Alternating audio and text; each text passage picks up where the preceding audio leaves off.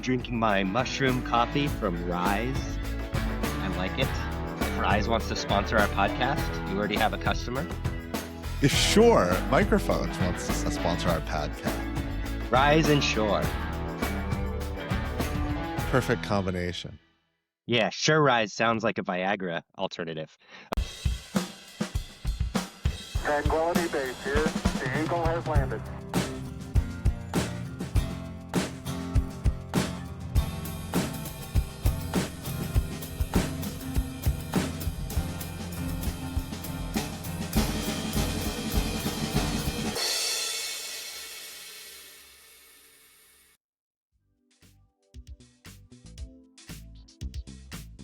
Hello and welcome to the Technically Friends podcast hosted by Harrison Wolf and Timothy Reuter. My name is Harrison, and today's episode kicks off Season 2. Season 1 brought some truly inspiring folks from across the technology world, and I'm really excited about the next few episodes. If you've listened to us before, you know that the reason Timothy and I created this podcast was to find a way to highlight the amazing people we've met in our professional or scholastic careers. They're folks with deep expertise and some intersection between technology and society, and who continue to achieve success in their field as key players across business and government sectors or launching their own efforts to drive positive change. Today continues the trend of bringing together an impact-focused approach to a tech career while maintaining a focus on principles, ethics, and morals. Today's guest is someone Timothy and I both admire greatly for her unyielding dedication to advancing equality, ensuring individual rights, and advocating for positive uses for technology. Sheila Warren, who has carried titles such as head of blockchain at the World Economic Forum, CEO of Project Liberty, CEO and founder of the Crypto Council for Innovation, lawyer and board member for ACLU in California, and mother to 3 girls, sits at the crossroads of technology, trust, and what we all seek, power. She's a leading voice in the world of digital governance and spends much of her time working to rethink how the internet itself should work for people, not just platforms. She's advised governments, shaped global policy conversations, and isn't afraid to ask the uncomfortable questions about who really benefits in our digital future.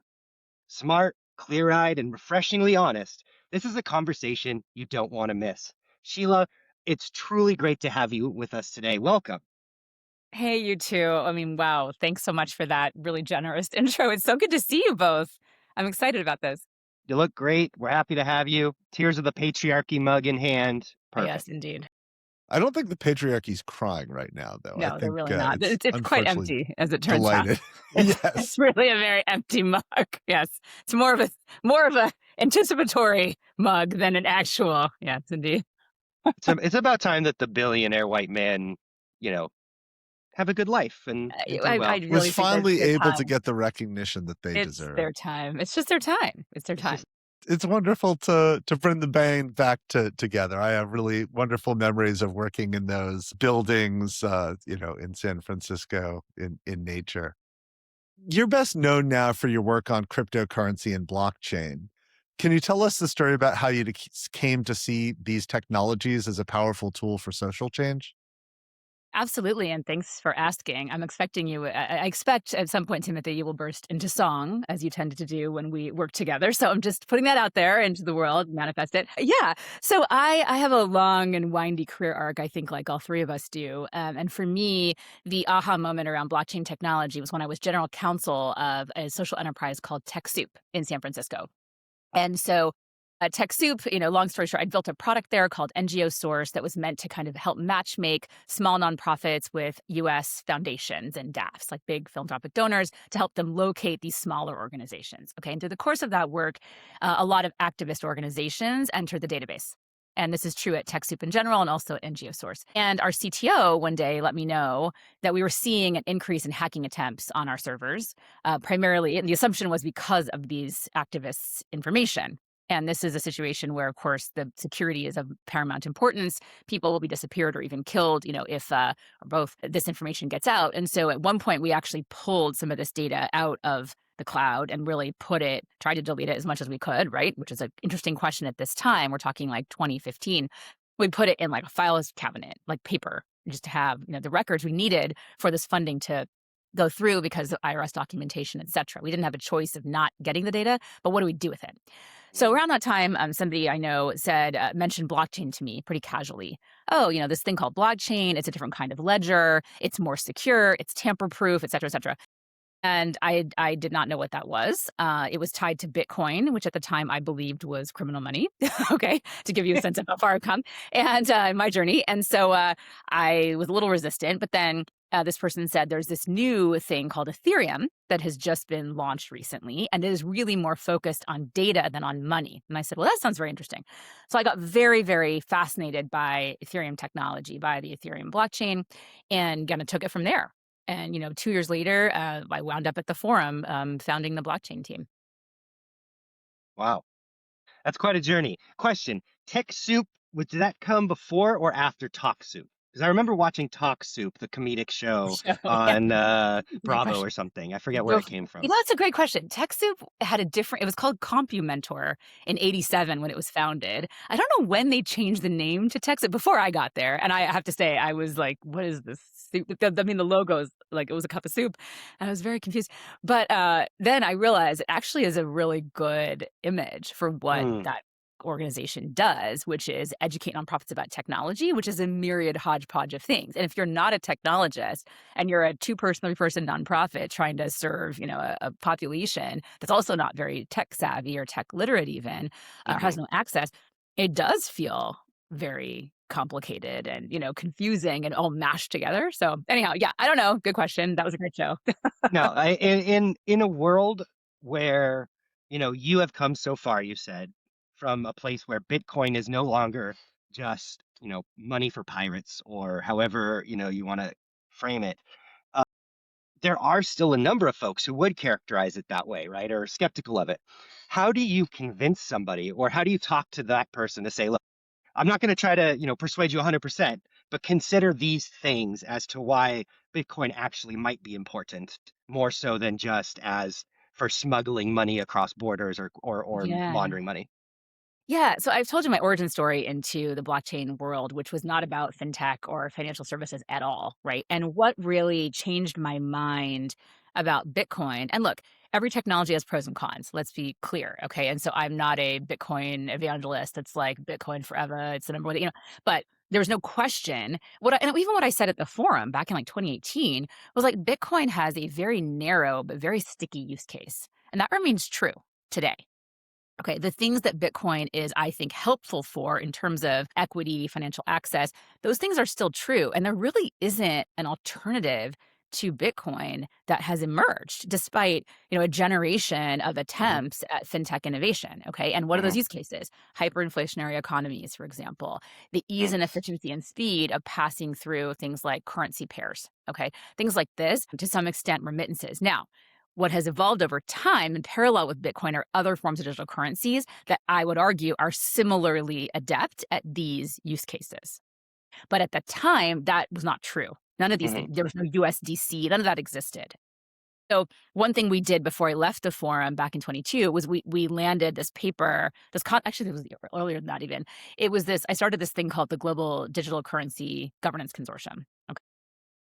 And the idea there was to really articulate the differences between what's called a central bank digital currency, which is fiat that's on a ledger or not, right? Stable coins, which are pegged to an extrinsic asset, and cryptocurrencies, which have their own intrinsic value, like Bitcoin. Those are different things.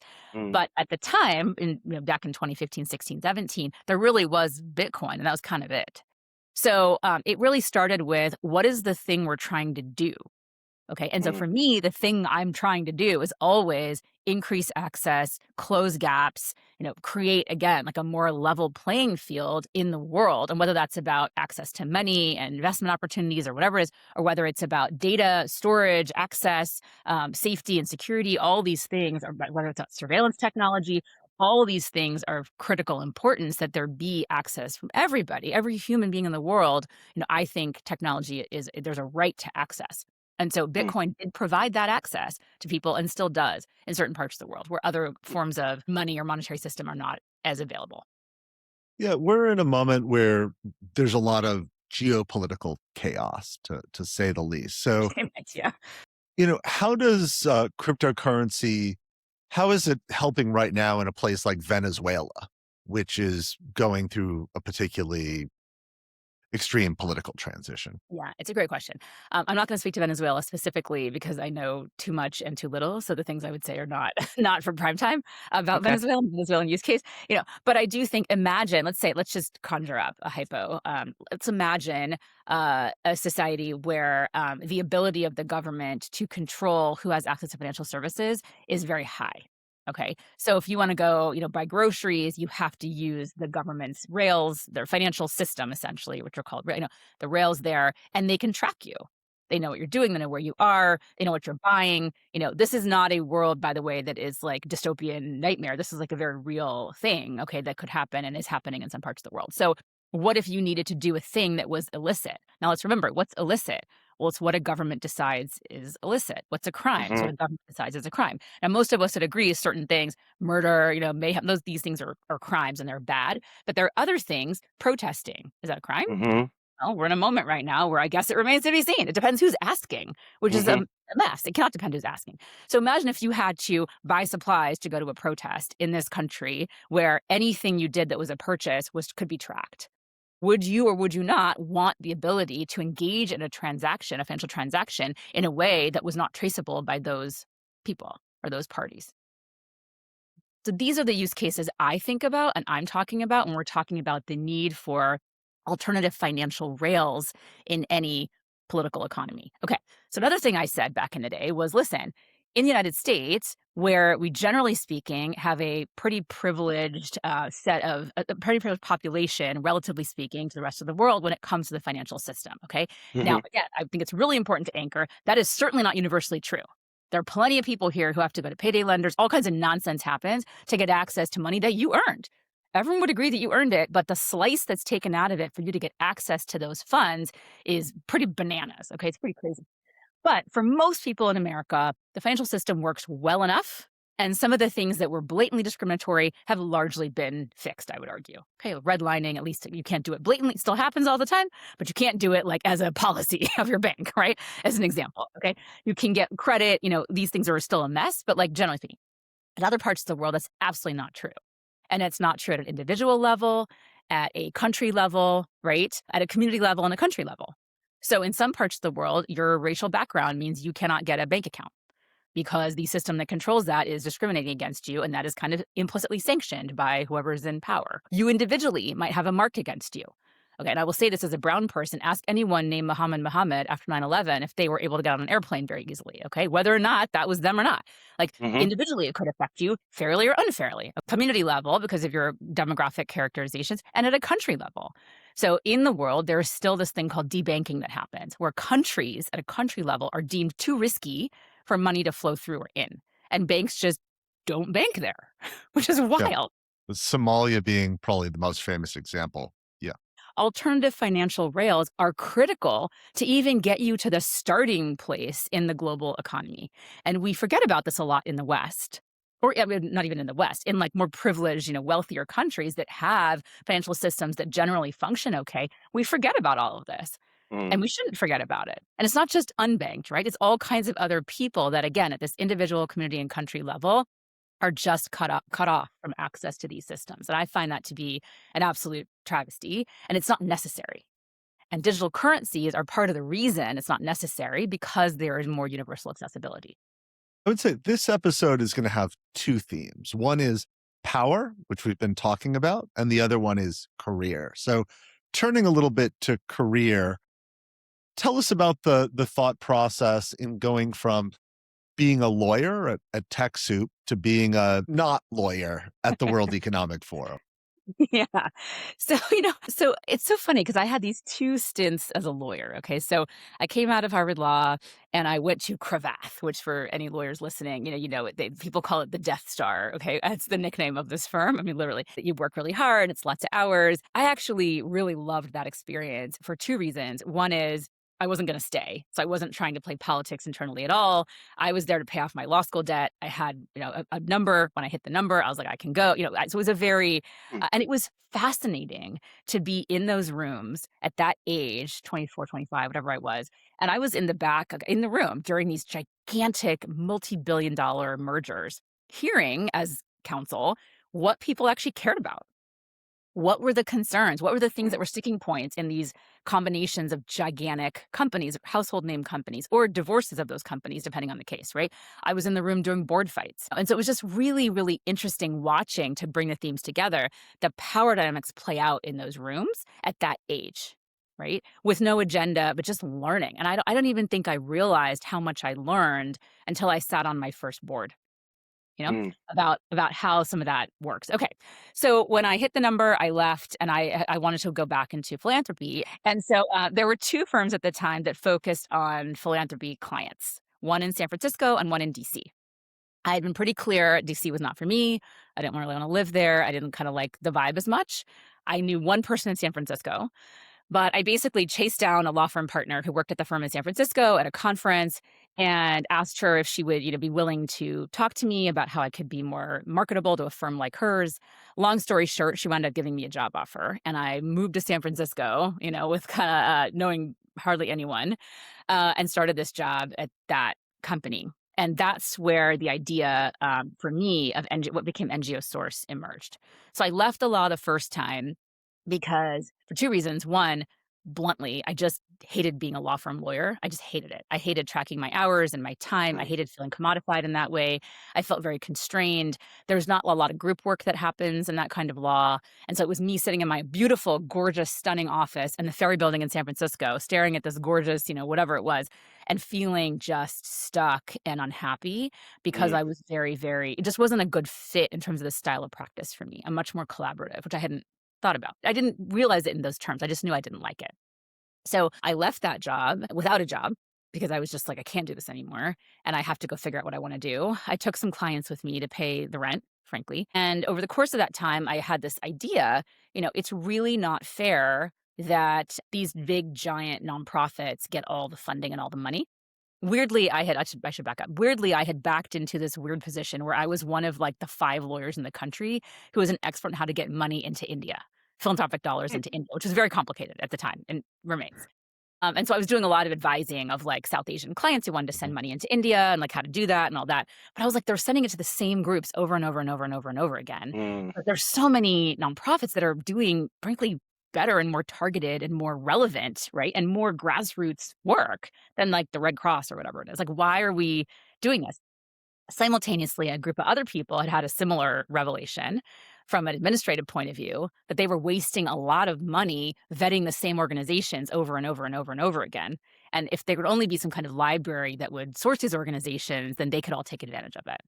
So these efforts wound up converging, and I wound up running what became NGO Source. So I left the law completely to become a product builder.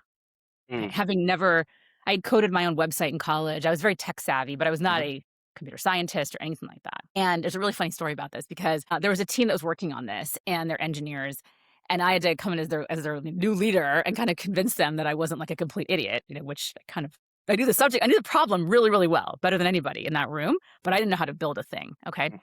And this was when GChat was a thing. So first of all, the whole idea that you'd walk into a meeting room and a laptop would be open, like lawyers don't do that. You're taking hand notes, you're giving your full attention to the client, but like everyone in tech is just like, blah, blah, blah, blah, blah, So that was like wild to me.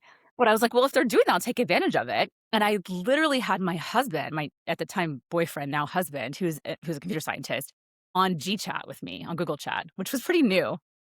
And I'm like, okay, I don't know what to ask these people. Like, what do I say to them to sound vaguely competent? And he was like sending me, he's like, these are 4 questions you could ask. Okay. So I'm asking him a question. He was your Chat GPT. I'm not even kidding, right? Only it was like it was this guy. So it was my husband. And so he's like Cyranoing in my ear, right? And so here's my favorite story about, again, how far I've come. Is so he had me read this like article on product management, and I absorbed maybe like a tenth of it. I don't know what the hell I was talking about, But he's like, I said, okay. And they were clearly testing me because it was like, there was a gender dynamic here too. Okay. It was a bunch of dudes and here's me. Okay. And they say, we're an agile shop. I don't know what the hell that means. Okay. I have no idea. I'm like, is this like some yoga thing? I'm like, what the hell? So I typed to him. I'm like, they're an agile shop. He's like, ask how long their sprint cycle is. So I'm like, how long is your sprint cycle? And they're like, oh, wow, we had a 4-week sprint cycle and 2 weeks. And we were just off to the races. That was it. Off to the races, right? Wow. And I told the lead engineer this like a year later. I was like, that was the thing. And he's like, that is hilarious. And he's like, look, I mean, you pulled it off for one thing, so good on you. But also like, we were being kind of jerks. We were kind of doing it on purpose to sort of be not, whatever, right? Throw me off a little. And so it was this hilarious moment where I'm like, look, you just take advantage of the resources that you have and do the best you can. And then I very quickly, of course, had to spend a ton of time learning, like, how do you build a product? How do you design? How do you test for customer satisfaction? All of that I learned while doing. So it was, as our colleague Zvika would say, building the plane while flying it. Well, my learning about how to build a product, right? Which is not an uncommon story. Many builders or founders in the Valley come with a problem and they don't know how to instantiate it. And they have to hire an engineering team and figure out, are they actually solving the problem that I'm seeing, right? And how are they not? And how do we iterate and all of that? So I had to do that live. And eventually in 2013, we launched that product. And to this day, I'm really proud of it. It still exists as back-end infrastructure for everything. But anyhow, so I had left the law once before. Okay, to get to your question, because it's a very long-winded answer to your question. I got caught in my own narrative. It's very interesting. I haven't told the story in a long time. So as I built that and launched it, the CEO of that company, of TechSoup, Rebecca Massasak, came to me and said, look, would you come and be our inaugural general counsel? You have a law degree. I trust you. You understand product now. You've been in this company for a bit. You've kind of seen some of the ways we work and whatnot. And so I agreed, went on maternity leave, came back as a lawyer again. So all over again, I was a lawyer, but this time I was in-house, never having intended to be a lawyer again. I did that for another, 5 years. And so for me, leaving the law, I had left the law once before, to get to your question. So leaving the law, less leaving because the work we did at the forum, I used my law degree every single day, I would say, Mm. in terms of thinking about these interventions and governance and all those things. But of course, we had no clients there, right? But leaving the law again was not as hard for me at that time. I didn't have like any agita about it because I'm like, oh, I could always come back if I wanted. There's precedent. But also, okay, I've done this all the ways. I've been a law firm lawyer. I've been an in-house lawyer. I liked the in-house much better than the law firm, but I was still feeling stuck because as a lawyer, you're still an advisor. Mm. And I wanted to go back to being the one that was building. What did you learn from working at the World Economic Forum? And specifically, looking back, what do you see as the opportunities and limitations of these kinds of private sector-led platforms for social change? What an excellent question. I'm dying to hear what you two would say about this too. I think one thing I'll frame up is, I think we were at the forum at a very unique moment in its history. Okay. And so the forum as it is today and as it was before the San Francisco C4IR, office was organized is a different place. And so I'll restrict my comments to kind of my experience, which I think we all could agree was a very unique and defined experiment that the forum was doing. And how do we, whether it's the do tank that we were, not the think tank, the do tank or whatever it was, we had a very different orientation. And so what I learned, I learned so much about collaboration, consensus building, and what I now call intersectional technologies. And so the opportunity to be in that office in San Francisco with people like you two working on drones. I knew nothing about drones. I arguably still know nothing about drones, but I know a lot more than I did before. I still know nothing about precision medicine, by the way, like a lot less about drones, harder to access, but like digital trade, having all of those verticals, if you will, in the same place was so generative. And just the cross collaboration we were able to do, even if it didn't lead to formal projects or outputs or whatnot, but just kind of like the learning, because the reality is, right, technology does not exist in a silo. And we talk a lot in our society about tech as if tech is somehow divorced from our lives or from our realities, and it's not. Right? And so one of the things I'm objecting to a lot these days is that the AI vertical, AI is a horizontal. AI is like, it's running across everything. Like you can't, yes, there are businesses being built in AI, but AI itself is completely a vertical, it's a horizontal to everything. The way you'd have like a security layer, you're going to have an AI layer in your tech stack. And that is like insight that is probably really obvious to computer scientists, but someone like me, who came at this a little differently, it was really instructive to understand the connectivity of everything. And then the forum itself layered in the geopolitics, right? And the business realities and all of that context. And I think what we were constantly doing was having to pull and having to examine our areas of expertise within a broader context. And that is something hardly anyone gets to do or does, let alone does effectively. And that was our job. So to me, I took away that. I bring that to everything I do. I'm always looking around to be like, what am I missing? What's the context in which this development is happening? How is that related to other things? How is it not related? How should it be related? How should I think about what's happening in US China trade relations, in the context of digital currencies? That's a really obvious one, I would think, but like not to everybody, right? So all these things are connected. And this, I would say, this insight has served me extraordinarily well. In fact, I've kind of almost made like a brand around kind of being a person who was always contextualizing things, right? Mm. And I was naturally prone to do that. But the access to information and the encouragement of that systems thinking, as the forum calls it, and kind of almost training us in that, right? And honing that skill is something that I think is incredibly valuable. And I would argue that is actually the value that public-private partnerships and these kinds of institutions bring to bear, is the ability they have to frame up and understand context and apply that to any individual problem.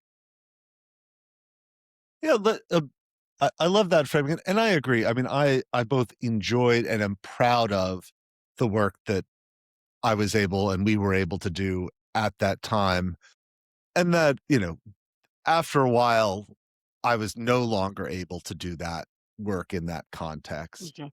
I mean, nothing nefarious, but it just wasn't lining up with the business model. Yeah, that's right. It was an And experiment. that's when it was It was an time experiment. Mhm. to move That's on, and that's fine. I have nothing but, positive regard and positive feelings.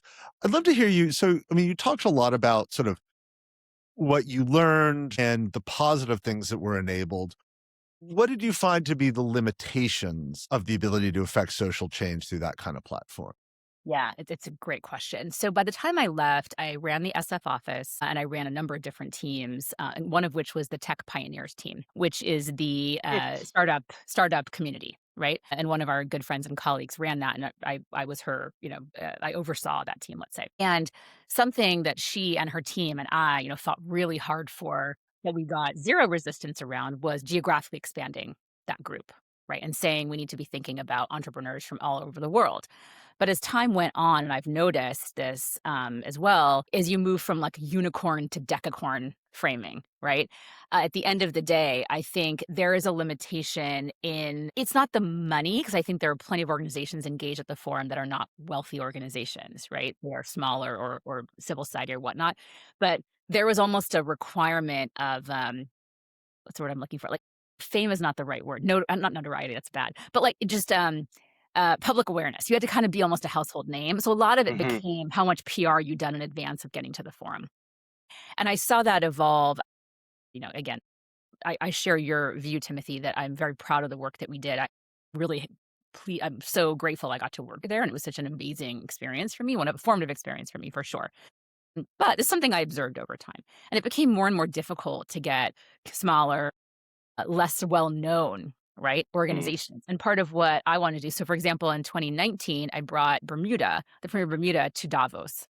And that was a pretty easy ask, to be honest. I didn't have to like pull any, a few years later, I tried to bring somebody else, similarly small, and it was absolutely shot down because that was Mm. not the moment, right? And so we had this window where I think and I think we were hired actually because we were very justice minded, and there was a through line in Mhm. that office around that. And so a lot of us were trying to elevate voices that were not ordinarily getting these kinds of stages or awareness or anything like that, right? And I think that was a very conscious thing I was trying to do. And over time, it became harder and harder because the PR awareness you kind of had to have, whether by luck or design or whatever, became more and more difficult for smaller organizations to achieve. And I found that challenging for sure, for sure.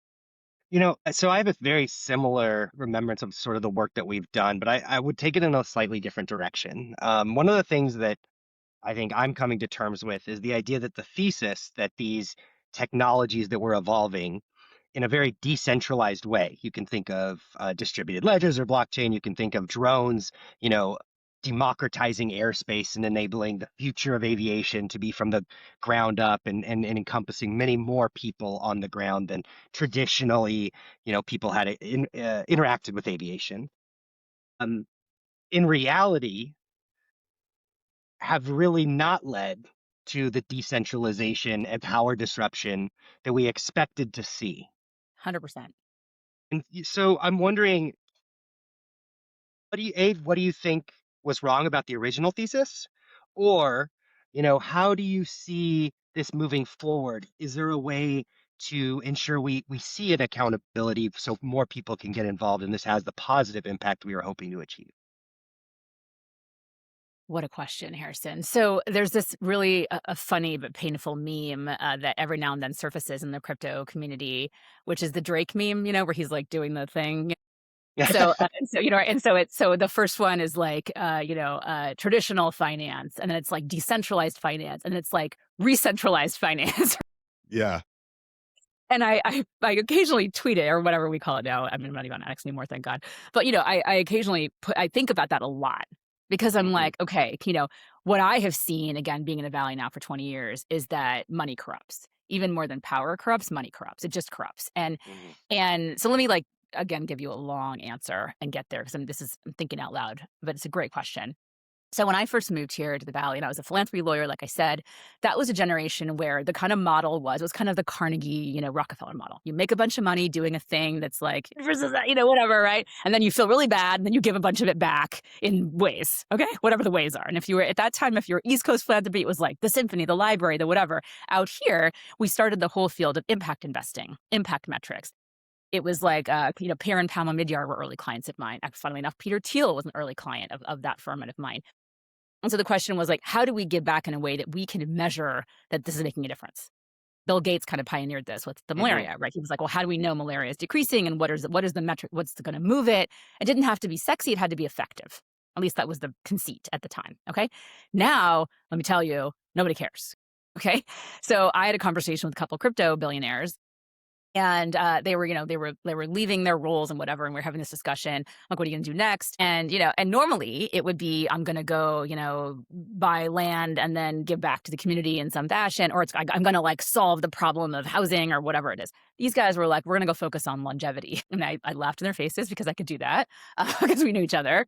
But I'm like, this is what it's become, right? It's a very different frame because I think the conceit of technology that I have always found problematic and troubling is that by building the technology, I have given such a gift to the world, such a gift that was my contribution. Right? I have done it. So my crypto exchange is so important that I have done the thing, or or even YouTube. That is such an amazing thing that was built without recognition that there are pros and cons to all of this. I mean, yes, we can Arab Spring, but also we can, body dysmorphia.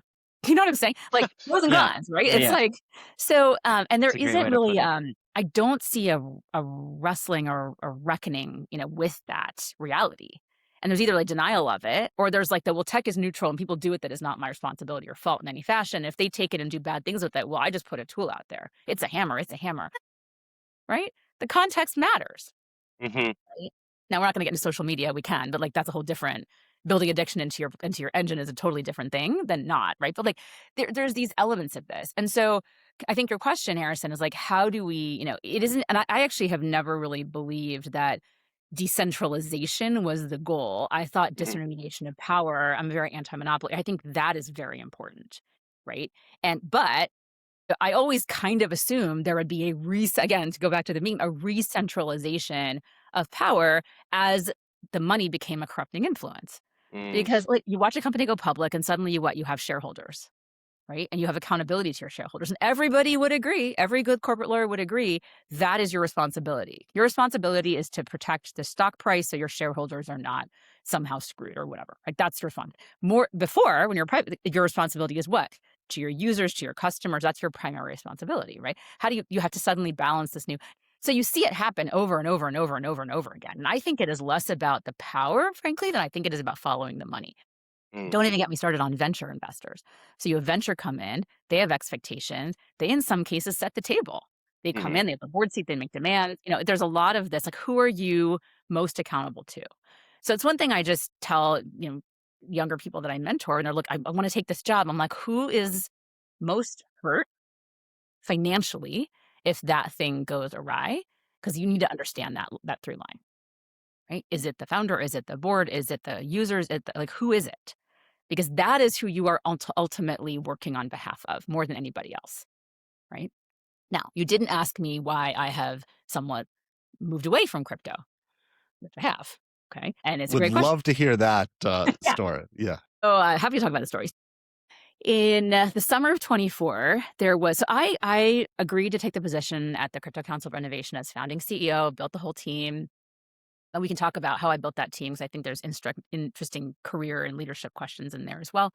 Uh, but because I wanted to be an evidence-based advocacy organization. And from the very beginning, that was the line. We are an evidence-based advocacy organization, which means I'm not going to spew some hypey nonsense, which has been happening over and over and over again about this technology. It does a thing, it doesn't do another thing. It could do some things, it doesn't yet, right? We're going to be very evidence-based. Here's what it does, here's what it doesn't do. Here are the problems, here are the challenges, here are the blah, blah, blah, blah, blah, blah. And we were going to document the heck out of everything. We're not going to say a thing if we can't prove it. And so very quickly, which speaks to the industry, I would say, or to tech in general, very quickly, we became an absolutely credible authority because people would stress test what I was saying or what the team was saying, and it was right every time. Like it was unassailable, right? There were just facts here. And when we didn't know, we would be honest. That is still evolving. There's not a clear answer. It depends how you look at it. Like we would just nuance it. I had no problem doing that because it's authentic and it's honest, right? And to me, I was like, you're not going to land. So I should say what CCI is.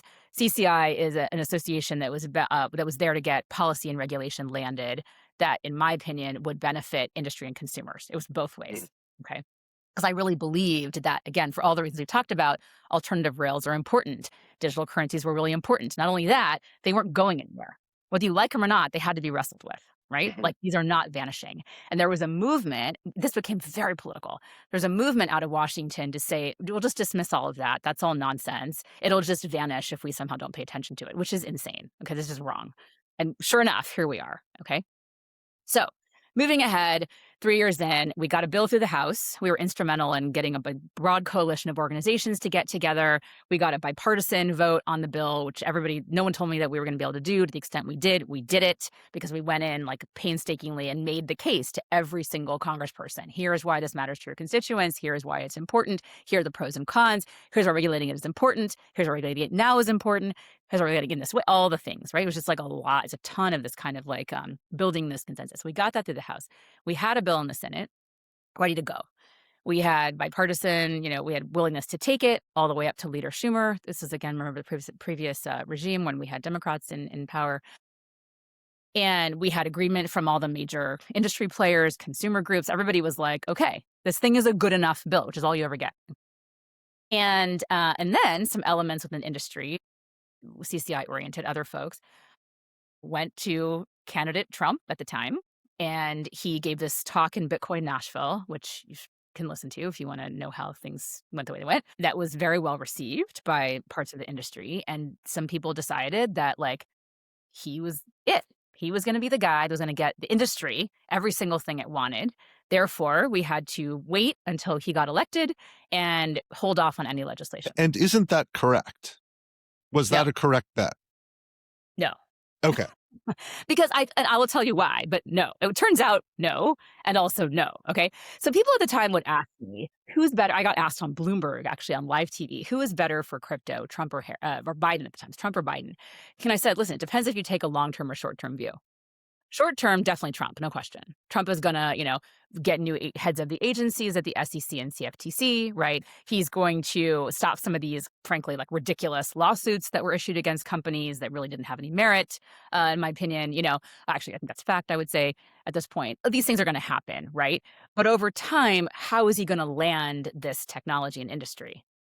Is it going to be everyone's excited about it and everyone's like, that sounds great? Or is it going to be some weird, contorted, distorted? By starting his own company that then gives him a personal stake in all of it. That's right. And so my view, I always thought that my role from the very beginning of when I moved full time into this space in 2017 at the Forum was to normalize it and demystify it and make people less afraid of it. And I'm like, how is that going to play? With somebody who has no qualms about, leveraging the technology for personal gain, okay, just put it out there.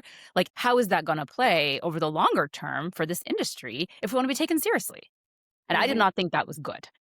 I also agree with many industry actors that the Biden administration took a very, to this day, incredibly bizarre and unproductive approach to this technology, just in the sheer denial of its existence and stickiness, right? Which was just delulu. I mean, there was no world in which this was going to go away. And all you were doing was like pissing off what was a really small market share. Like, you know what I mean?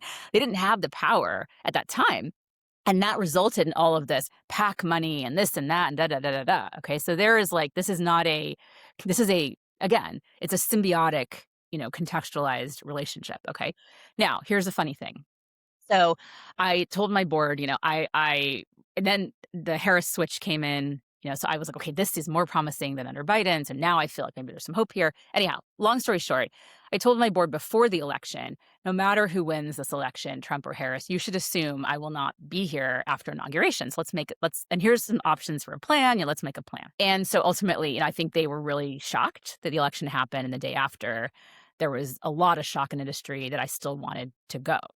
Right? There's a shock because we're going to get everything we want. Don't you want to take credit for those wins? You've worked so hard. The organization's amazing. And I was like, no, none of that matters to me. I came here to do a thing. I don't think I can do that thing under a Trump administration. And what was the thing? The thing was to land this technology in a way that was focused on democratizing access to financial services and technology, and also landing the plane on financial services so that we could go back to, remember, my initial reason I got into it in the first place, which was around data. I was like, I would like to land this financial stuff, which is actually pretty straightforward, so that we can then move on to what I think is the more important, interesting, and very pressing use case, because I saw AI coming. And I'm actually going to just push you a little bit here, because this is something I'm thinking a lot about as somebody who's very interested in space policy. So, I think our views of the administration are probably reasonably well aligned, that this is a deeply corrupt administration, and even specifically around cryptocurrency, even more so. However, isn't this still a time when you could potentially get the right things done for the wrong reason? Couldn't you What a great question. Yeah. build what you were talking about, even under sort of unfortunate circumstances? Yeah. Yes, always is the answer, right? It takes a different approach, a different style. It's easier in some ways, harder in some ways. I left because I saw the naivete. I'm going to be very, this is going to sound very arrogant, but I saw the naivete of the industry. The idea that you could somehow have a president who was going to be there for you because you had done a thing as a small industry relative to bigger industry, I just thought that was bananas. And I was watching major industry players embrace MAGA, just embrace it wholeheartedly. Not just be opportunistic about it, like many have been, not just be resigned to it, like many have been, and I respect, right, whatever it is, but really like lean into this. And you had like crypto CEOs weighing in on DEI is terrible and merit-based hiring, and I'm like, what? Right? Stick to what are you doing? So it was this, and I was like, I am not here for any of this. This is not, I refuse to be affiliated with that. I just will not do it. And so this became more and more and more dominant as a discussion point, to the point that the number of Democrats were fleeing to group chats, right? To be like, oh my God, what is happening in this industry? It was like, did they always believe this stuff and now it's coming to light? Or is it opportunistic? Like, how do you read it, right? And I can tell you it was a mixed bag. There were some people that were like, I have always held these views.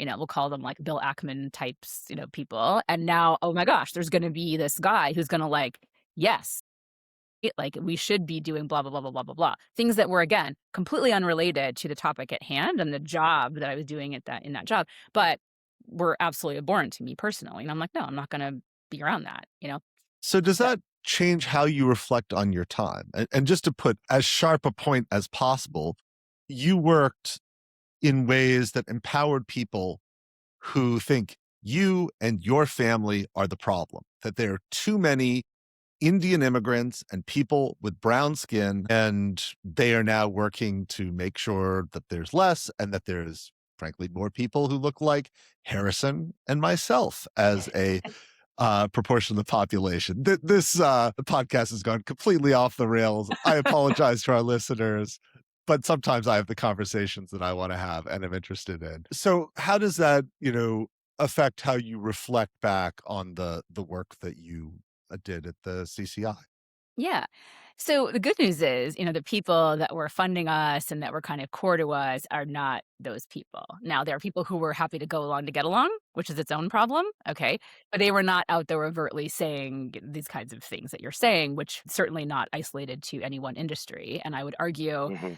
many, many sectors of society have unfortunately come to, this place, right? This political place for varying reasons, for a variety of reasons. Okay. But it has localized a lot on sort of tech talent with H-1Bs and whatnot, which is, obviously personal to anybody of Indian descent or Indian heritage, even those of us born in America.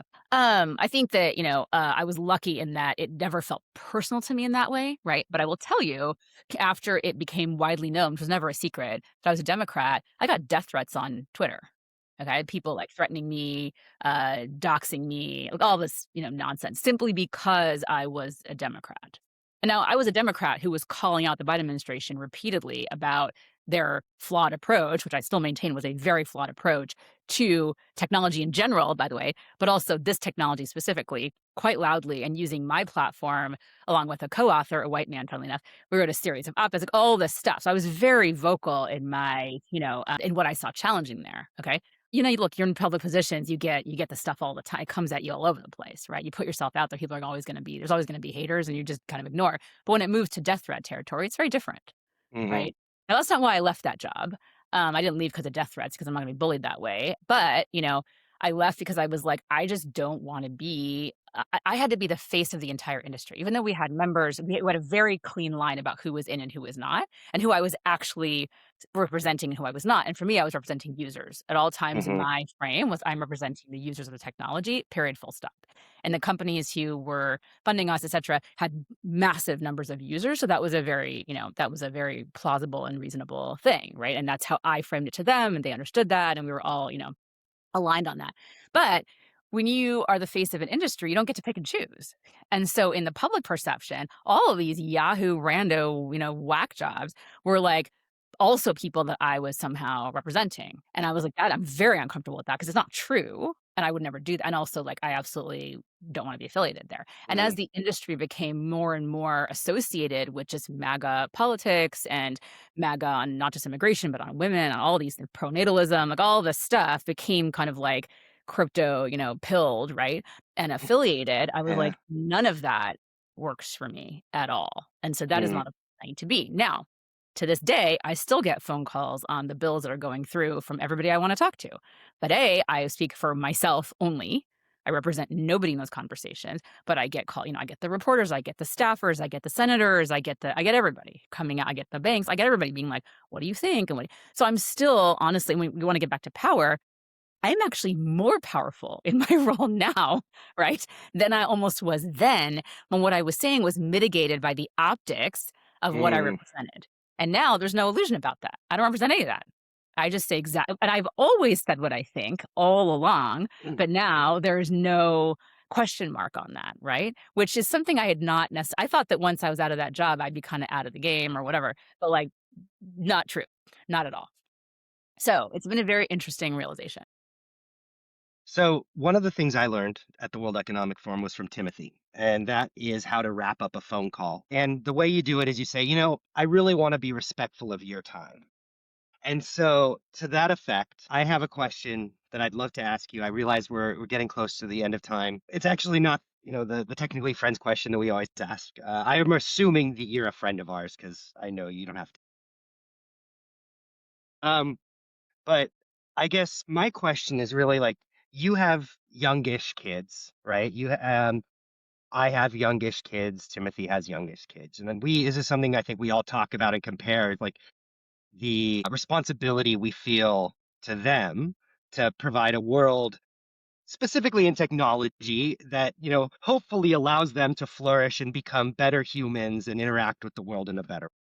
For you, being in this world that you do have some power in and policy influence and things, how does that manifest for you? Like, what are you focused on fixing or changing? Do you feel that responsibility? And if there was one sort of element of this that you'd love to change, just if you got to make a wish and say this was better for my kids in technology, what would that be?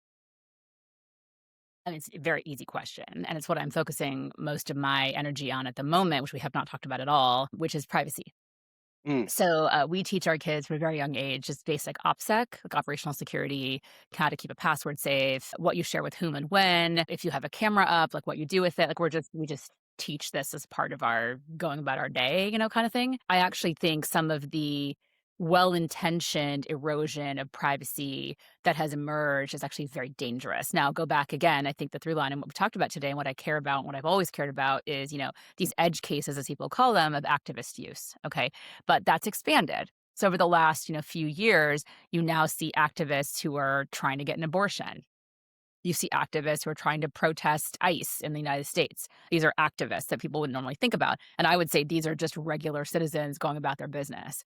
And so Mm-hmm. the erosion of privacy, which came about because of like kid safety and, predators and all these things, which are, again, true and harmful and horrible.